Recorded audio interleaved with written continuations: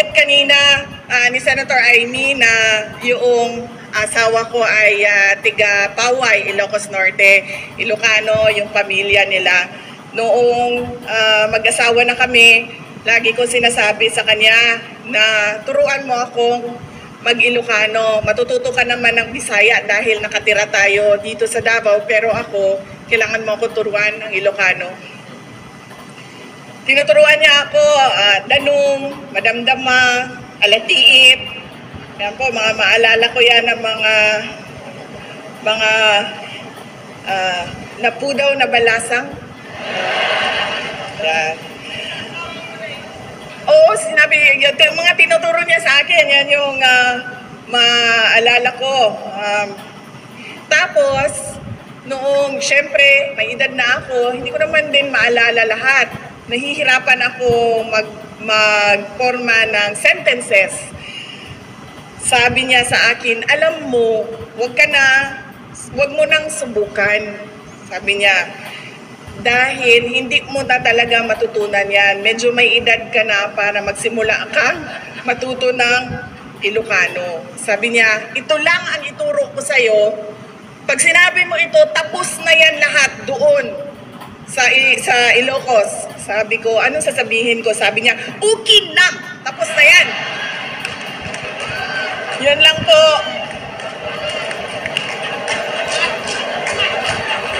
Yun lang po ang natutunan ko sa aking asawa na Ilocano. Ituloy ko po ang aking pagpapasalamat. Salamat po sa 6 na taon na suporta ninyo sa administrasyon ni Pangulong Rodrigo Duterte. Maraming salamat po mula sa pamilya namin.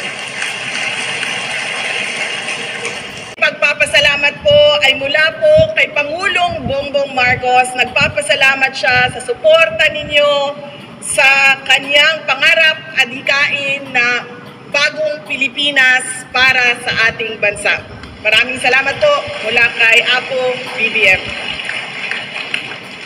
Kanina po ay nasa Municipality of Ramon kami para bumisita ng isang paaralan doon at nandun din kami sa Tumawini para bisitahin ang isa sa mga matatag curriculum pilot schools ng Department of Education. At masaya ako na nabigyan kami ng pagkakataon na puntahan ang mga matatag pilot schools dito sa probinsya ng Isabela.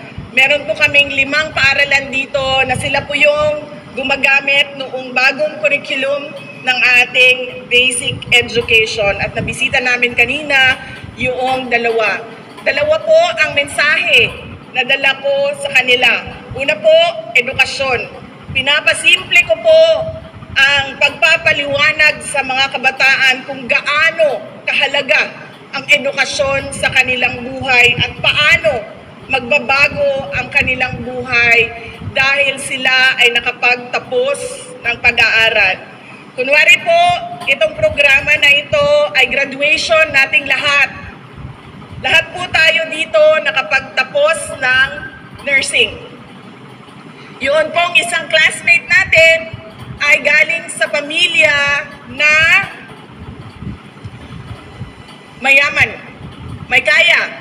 Meron silang hardware, meron silang grocery, meron silang hotel, meron silang iba't ibang mga negosyo. Hindi siya naghirap sa pagbayad ng kanyang tuition, wala siyang problema sa kanyang pagkain, sobra-sobra pa ang pagkain niya. 6 na beses, 7 beses sa isang araw kumain dahil may kaya ang pamilya. Dito po, meron tayong isang classmate na nakapagtapos din ng nursing. Pero galing siya sa pamilya na naghihirap. Minsan may trabaho ang magulang, minsan wala. Minsan may kita sa ani, minsan wala. Inuutang pa ng kanyang mga magulang ang pambayad ng kanyang tuition. Pumapasok siya sa paaralan, nagutom at walang kinakain, humihingi pa sa classmate ng pera, pambili ng tinapay. Pero sa araw na ito, walang tayong classmate na mahirap at wala tayong classmate na mayaman.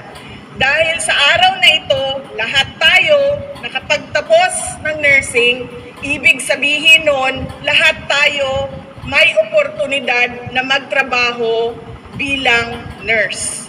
Yan po ang pinakasimpleng paglalarawan ng kasabihan ng education is the greatest equalizer na dinadala ko po sa iba't ibang paaralan para po maintindihan ng ating mga anak na sa edukasyon magbabago ang kanilang buhay. Nadala ko din po dito sa inyo ngayong hapon na ito na ang pakiusap ko, dalhin ninyo doon sa mga komunidad ninyo, sa mga purok ninyo, sa mga barangay ninyo, na maintindihan ng ating kabataan na nasa edukasyon ang susi ng pagbabago ng buhay nila at pagbabago ng buhay ng kanilang pamilya.